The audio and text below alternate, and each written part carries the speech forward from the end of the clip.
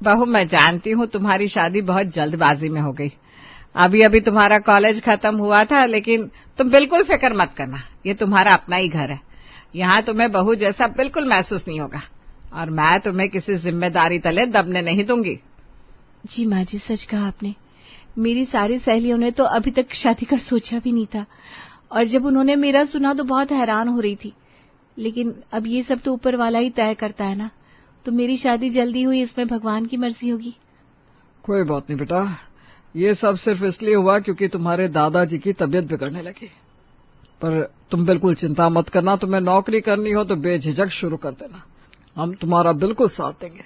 हाँ गुंजन, तुम आराम से नौकरी कर सकती हो, और आगे पढ़ाई करना चाहो तो वो भी। हम सब बहुत खुले विचारों वाले हैं, तुम्हें बिल्कुल रोक टोक नहीं करेंगे। यहाँ तक कि तुम चाहो तो आगे की पढ़ाई भी कर सकती हो, हम तुम्हारे साथ हैं। लेकिन ये सब सुनकर गुंजन मन ही मन सोचती है, अरे जब मैं खुद से नौकरी का नहीं बोल रही हूँ, तो इन सबको मुझे नौकरी पर भेजने की और पढ़ाई कराने की क्या चूल है। मेरी माँ सुन लेगी तो सचमुच मुझे नौकरी पर जाना ही पड़ेगा। अरे गुंजन, क्या सोचने लगी? हमने कहा ना कुछ सोचो मत, बस यहाँ आराम से रहो। कुछ भी तो नहीं हर्ष जी, बस ऐसे ही सोच रही थी कि आप लोग कितने अच्छे हैं, मेरे तो भाग्य ही खुल गए। वैसे हमने मम्मी जी यानी कि तुम्हारी मम्मी से भी पूछा था, वो कह रही थी तुम्हें नौकरी पर जाना ही चाहिए। लो, हो गया कांड। जी जी जी, सही कह रहे हैं। अब मैंने इतनी पढ़ाई की है तो नौकरी भी करूंगी। मैं कल से ना कुछ कुछ कंपनियों में सीवी भेजना शुरू कर दूंगी।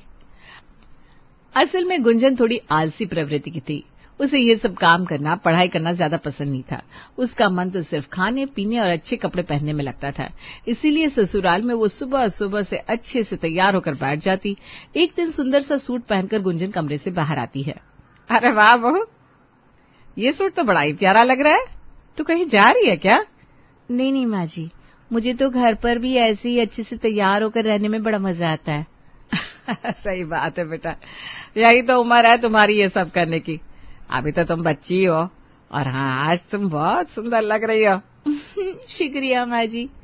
लेकिन तभी कोई दरवाजे पर दस्तक देता है। मैं जाकर देखती हूँ ना माँ जी कौन है। गुंजन बाहर जाकर देखती है, वहां पर उसकी चचेरी सास खड़ी थी, सुनैना। गुंजन जल्दी से उनके पैर छूती है। पैर लागू चाची, कैसी हैं आप? अरे जुग जुग जियो बेटा, खुश रहो। जल्दी से पोते का मुंह दिखाओ और बताओ कैसी हो। मैं एकदम अच्छी हूँ चाची जी, आप आइए ना, अंदर आइए। मैं अभी आपके और माँ जी के लिए चाय बनाकर लाती हूँ। अच्छा ठीक है बेटा। और बताइए दीदी, कैसे आना हुआ? अरे निर्मला, तू तो जानती है ना, मेरी बहू नंदिनी वो पेट से है, और इस महीने के आखिर में हम उसकी गोद भराई करने वाले हैं। तुम ना पूरे परिवार के साथ एक दिन पहले ही आ जाना, ठीक है? हाँ दीदी, ये भी कोई कहने वाली बात हुई क्या भला? आप बिल्कुल चिंता ना करो, हम सब एकदम वक्त पर आ जाएंगे। तभी गुंजन सबके लिए चाय और समोसे लेकर आती है। ये लीजिए चाची जी, गर्मा गर्म समोसे खाइए। लाओ लाओ बेटा। और हाँ, तुम भी याद रखना, रविवार को वक्त पर आ जाना है। तुम्हें भी गोद भराई की तैयारियों में मदद करनी है भाई। क्या गोद भराई? उसमें तो बहुत मजा आएगा। हाँ हाँ, और क्या, नाच गाने का प्रोग्राम भी होगा। फिर तो वो हम एक दिन पहले नहीं चाची जी, 2 दिन पहले ही आ जाएंगे। गुंजन की बात सुनकर सब हंसने लगते हैं, और चाय नाश्ता करके चाची जी चली जाती हैं। कुछ दिन बाद जब उनके घर जाने का वक्त आता है तो गुंजन अलमारी खोलते हुए कहती है, ओफो, सब कपड़े अच्छे वाले तो मैंने पहले ही पहन डाले, अब आज क्या पहन कर चलूं? और वहां गोद भराई में क्या पहनूंगी? अरे गुंजन, अब तक तैयार नहीं हुई, और कितनी देर लगाओगी? देखिए ना, मेरे पास बिल्कुल भी अच्छे कपड़े नहीं है। अभी तो मैं कुछ भी पहन लूंगी, लेकिन वहां गोद भराई में क्या पहनूंगी? अरे गुंजन, कुछ भी पहन लो, कोई तुम्हें थोड़ी ना देखेगा। और वैसे भी गोद भराई तुम्हारी नहीं बल्कि नंदिनी भाभी की है। मैं जहाँ जाती हूँ ना, लोग मुझे ही देखते, इसलिए मुझे हमेशा अच्छे कपड़े पहनना पसंद है। आपको कुछ पता ही नहीं है। ये सब सिर्फ तुम्हारी गलतफहमी है गुंजन। चलो अब जल्दी से तैयार हो जाओ, ज्यादा देर मत करो। गुंजन को हर्ष की ये बात बिल्कुल पसंद नहीं आती। हमेशा से ही जहां वो जाती है उसे लोगों की अटेंशन मिलती ही थी, इसीलिए ये उसकी आदत में शामिल हो गया था। लेकिन जब सब लोग गोद भराई में पहुंचते तो वाकई में वहां सब कोई नंदिनी के पास ही बैठ रहा था और उससे ही बात कर रहा था, यहां तक कि गुंजन की अपनी सास निर्मला भी। अरे नंदिनी बेटा, और बता कैसी हो? मैं अच्छी हूँ बुआ जी। ये ले बेटा, मैं तुम्हारे लिए सोने का सेट लाई हूँ। इसे मेरा आशीर्वाद समझकर रख लो। अरे वाह, ये बहुत सुंदर है बुआ जी, आपको बहुत बहुत धन्यवाद। गुंजन भी उस सेट को बड़े ध्यान से देखती है और सोचती है, अरे ये माँ जी ने नंदिनी दीदी को इतना महंगा हार दे दिया। यही नहीं, नंदिनी दीदी को और कितने सारे तोहफे गहने मिले। सच में ये सब कितना अच्छा है। लेकिन तभी नंदिनी गुंजन को अकेले खड़ा खुद से बड़बड़ाता हुआ देखकर उसे आवाज लगाती है। अरे गुंजन, वहां अकेले खड़ी होकर किससे बात कर रही हो? यहाँ हो ना। जी अभी आई। गुंजन नंदिनी के पास आकर बैठ जाती है और बाकी सब गोद भराई के काम में व्यस्त हो जाते हैं। दीदी, गोद भराई में तो आपको कितने सारे गहने और कपड़े मिले हैं, कमाल है ना। सही कहा गुंजन। यही नहीं, ये देवजी ना मुझे बाद में मनाली घुमाने भी ले जाएंगे, उन्होंने वादा किया है। क्या? मनाली का ट्रिप? वाह वाह, कमाल है। मगर ये सब क्यों? अरे क्यों क्या गुंजन, मैं इस घर को पोता या पोती देने वाली हूँ, इसलिए जब तुम्हारी गोद भराई होगी और तुम माँ बनने वाली होगी तब तुम्हें भी ये सब मिलेगा। नंदिनी की ये बात गुंजन के मन में बस जाती है। गोद भराई के फंक्शन से वापस घर लौटने के बाद भी वो उसी बारे में सोचती रहती है। मेरे सारे अच्छे कपड़े तो मैंने पहन लिया, और ऐसे तो हर्ष जी मुझे कुछ दिलाते भी नहीं है। अगर मैं भी इस ससुराल को एक पोता दे दूंगी तो मुझे भी खूब सारे नए कपड़े, गहने, गिफ्ट्स मिलेंगे, जैसे शादी में मिले थे। और फिर मैं इनसे भी कहूंगी मुझे कहीं दूर की ट्रिप पर ले चले, जैसे शिमला, गोवा। कितना मजा आएगा।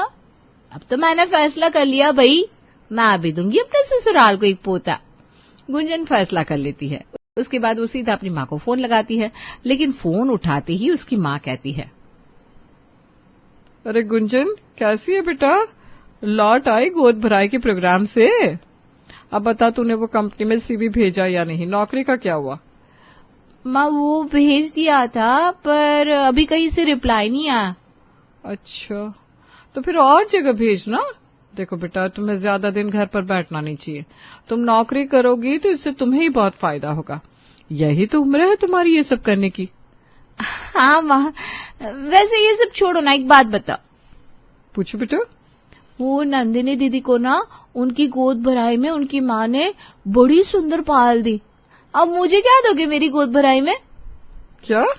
अरे उसमें अभी बहुत वक्त है बेटा, और तेरी गोद भराई के लिए तो मैंने बहुत ही सुंदर जड़ाऊ सोने के कंगन बनवा कर रखे। लेकिन अभी इन सब के बारे में मत सोच, अभी बहुत टाइम है। क्या सोने के कंगन? अच्छा ठीक है माँ, फोन रखती हूँ, मेरी सास बुला रही है। गुंजन जल्दी से फोन रखकर बाहर अपने सास ससुर के पास आती है और उनसे पूछती है, मम्मी जी, पापा जी, आप लोग मुझे मेरी गोद भराई में क्या देंगे? नंदिनी दीदी को तो कितने सारे तोहफे, गहने मिले। तेरी गोद भराई? अरे उसके लिए तो हमने पहले से बहुत सारे गहने बनवा कर रखे हैं, और सुंदर सुंदर साड़ियां भी लाएंगे। हाँ बहू, मगर तू अभी ये सब क्यों पूछ रही है? कुछ नहीं पापा जी, ऐसी मैं अभी आई। हाँ। गुंजन जल्दी से अपने कमरे में आती है और खुश होकर सोचने लगती है, अब तो ये तय रहा, मैं जल्द से जल्द अपने ससुराल वालों को पोता दूंगी। मगर इसके लिए मुझे हर्ष जी को बताना पड़ेगा। आज ही उनसे बात करूंगी। रात को जब हर्ष ऑफिस से थका हारा आता है और खाना खाकर लेट जाता है तो गुंजन उसके पास आती है और प्यार से उसके पास बैठ जाती है।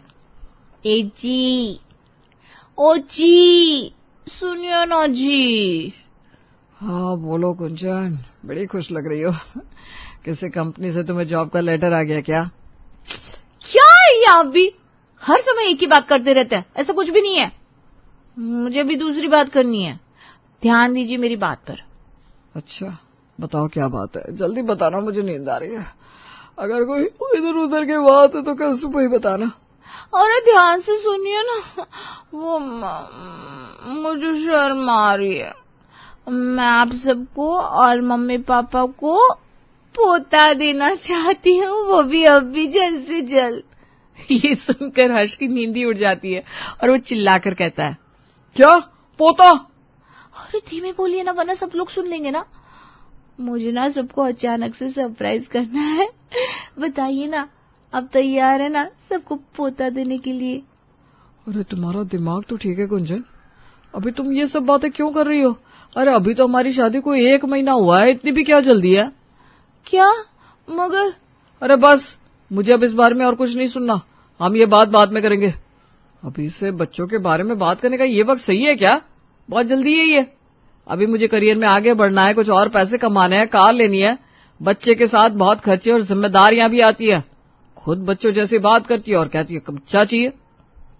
अरे लेकिन मैंने कहा ना बस, सोने जा रहा हूं, सो जाओ तुम भी। हर्ष को इस तरह से बर्ताव करते हुए देखकर गुंजन को बहुत गुस्सा आता है, लेकिन वो सोचती है मन तो है इनको अभी जगाकर इनसे लड़ाई कर लूं, लेकिन उससे बात नहीं बनने वाली। सबको पोता देने के लिए उसमें इनकी भी तो मदद लगेगी, और इसके लिए मैं इन्हें नाराज तो नहीं कर सकती, लेकिन फिर क्या करूं। गुंजन बहुत दिमाग लगाकर सोचने लगती है, तभी उसे एक बहुत अच्छा आइडिया आता है। हाँ, इनसे लड़ नहीं सकती मगर नाराज तो हो ही सकती हूँ। 2 दिन इनसे बात नहीं करूंगी तो अपने आप मान जाएंगे। गुंजन खुश होकर सो जाती है। अगले दिन सुबह सुबह जैसे ही हर्ष उठता है वो देखता है गुंजन कमरे में एकदम चुपचाप तैयार हो रही थी। अरे गुंजन, आज तो बड़ी जल्दी उठ गई, क्या बात है? लेकिन गुंजन तो हर्ष की तरफ देखती तक नहीं, मुंह फुलाकर अपने बाल कंघी करने लगती है। अरे क्या हुआ? तुम मुझसे अच्छा, तो ये सब रात वाली बात की वजह से है। अभी भी गुंजन हर्ष को जवाब नहीं देती। अच्छा ठीक है, जो करना है करो। वैसे भी ना तुम्हारी ये जिद बहुत ही बचकानी है। मैं जा रहा हूँ ऑफिस के लिए तैयार होने। हर्ष भी गुस्से में नहाने चला जाता है, मगर ऐसा पहली बार हुआ था कि सुबह उठकर गुंजन ने उससे बात नहीं की थी। उधर गुंजन रसोई में जाकर सोचती है अभी तो ये गुस्सा हो रहा है, लेकिन मुझे पता है रात तक अगर मैं इनसे बात नहीं करूंगी तो ये मेरी जिद मान लेंगे। पहले भी जब मुझे वो महंगे रेस्टोरेंट में खाना खाने जाना था और ये नहीं मान रहे थे, तब भी ऐसा ही करने से अगले दिन मुझे वहां लेकर गए थे। अरे बहू जल्दी से नाश्ता ले आओ। जी माँ जी अभी लाई। गुंजन एकदम शांत होकर रसोई से सारा नाश्ता लाकर डाइनिंग टेबल पर रख देती है और हर्ष को देकर मुंह बनाते हुए अपने कमरे में चली जाती है। अरे क्या हो गया बहू को, आज हमारे साथ नाश्ता नहीं कर रही? कोई बात हो गई है क्या? अरे छोड़ो ना माँ, वैसे कल तक ठीक हो जाएगी अपने आप ही। निर्मला और देवेश भी इस बात पर ज्यादा ध्यान नहीं देते, लेकिन जब अगले 2 दिन तक यही चलता है और गुंजन हर्ष से बिल्कुल बात नहीं करती तो सबको घर में अजीब लगने लगता है। अरे हर्ष, गुंजन, कहाँ है ये दोनों? अब क्या बताऊं जी, हर्ष छत पर है, वहीं बैठकर अपना लैपटॉप पर ऑफिस का काम कर रहा है, बहू अपने कमरे में है। अरे ये दोनों के बीच चल क्या रहा है? दोनों एक दूसरे से बात क्यों नहीं कर रहे? अरे मुझे तो कुछ समझ में नहीं आ रहा, हर्ष भी कुछ नहीं बताता। ऐसे काम नहीं चलेगा, दोनों को यहाँ बुलाओ, मैं अभी दोनों से बात करूंगा। देवेश की बात सुनकर निर्मला अपने बहू बेटे दोनों को आवाज लगाती है। हर्ष, गुंजन जल्दी से यहाँ आओ, तुम्हारे पापा बुला रहे हैं। निर्मला की आवाज सुनकर हर्ष और गुंजन दोनों देवेश और निर्मला के सामने आकर बैठ जाते हैं, लेकिन एक दूसरे की तरफ देखते तक नहीं। अब मुझे सही से बताओ आखिर बात क्या है? बहुत देर से मैं बहू को देख रहा हूँ, वो कुछ नाराज नजर आ रही है। इसी से पूछे ना पापा, सब कुछ गुंजन ने ही शुरू किया था। अजीब से पागलों जैसे जिद पकड़ कर बैठ गई है। मैं क्यों बताऊं, मैं तो सबके लिए सोच रही थी ना, आप ही मेरी बात नहीं मान रहे। अरे लेकिन बात है क्या, बात बताओ तब तो हम तय करेंगे कौन सही है और कौन गलत। भाई ये गुंजन आप सबको पोता देना चाहती है और मैं इस बात के सख्त खिलाफ हूँ, और देखो इसने अजीब जिद पकड़ ली है। पोती की बात सुनकर देवेश और निर्मला दोनों चौंक जाते हैं। क्या पोता? क्या पोता? मगर अभी अचानक से क्यों बहू? इसमें अचानक क्या माँ जी, और मैं तो आप सबके लिए ऐसा कर रही हूँ ना, आप सबको खुशी होगी और मुझे भी कितने सारे तोहफे गहने मिलेंगे और ट्रिप भी मिलेगा। क्या? तो तुम ये सब इसके लिए कर रही हो? नहीं ऐसा नहीं है, मगर हाँ। अरे बहू, अभी तुम दोनों की उम्र ही क्या है? तुम दोनों सिर्फ 23 साल के हो, और हर्ष इसलिए मना कर रहा है क्योंकि उसने अभी नया नया काम शुरू किया है। पहले वो अच्छे से उसको ग्रो करना चाहता है, और शादी जल्दी होगी मतलब ये थोड़ी ना है कि बच्चा भी कर लो। और नहीं तो क्या, ऐसी हालत में हम बच्चे का ध्यान कैसे रख पाएंगे, ये मजाक थोड़ी ना है। और क्या बहू, अभी तुम बहुत छोटी हो, और यही तो वक्त होता है कि तुम भी बाहर की दुनिया देखो, नौकरी करो, नए दोस्त बनाओ और अपनी जिंदगी अच्छे से जियो। अगर बच्चा आ गया तो तुम ये दोबारा नहीं कर पाओगे, इसीलिए हम सब चाहते थे कि तुम नौकरी करो, वरना हमें तुम्हारे पैसों से थोड़ी ना कोई मतलब है। अपने सास ससुर की बातों का गुंजन पर गहरा असर पड़ता है। आप लोग सही कह रहे हैं, पहले तो मैं आलस की वजह से नौकरी नहीं करना चाहती थी, और फिर गहनों और ट्रिप के लालच में मैंने ये सब किया। जैसे नंदिनी दीदी को ये सब मिला, मुझे भी मिलता। अरे बहू, वो सब तो तेरा ही है और तुझे ही मिलेगा। आज नहीं तो कल मिल जाएगा, इसमें क्या सोचना। अभी तो तू बस खुलकर अपनी जिंदगी जी, और घूमना है तो वो तो तू ऐसे भी जा सकती है। आप सब ठीक कहते हैं, माफ कर दीजिए हर्ष जी, मुझसे गलती हो गई और इन सब में मैंने आपको बहुत परेशान किया। मैं आप सबको पोता दूंगी, लेकिन अभी नहीं, 2 साल बाद, तब तक मैं नौकरी करूंगी। ये सुनकर सभी बहुत खुश होते हैं और आखिरकार गुंजन को भी अकल आ ही जाती है।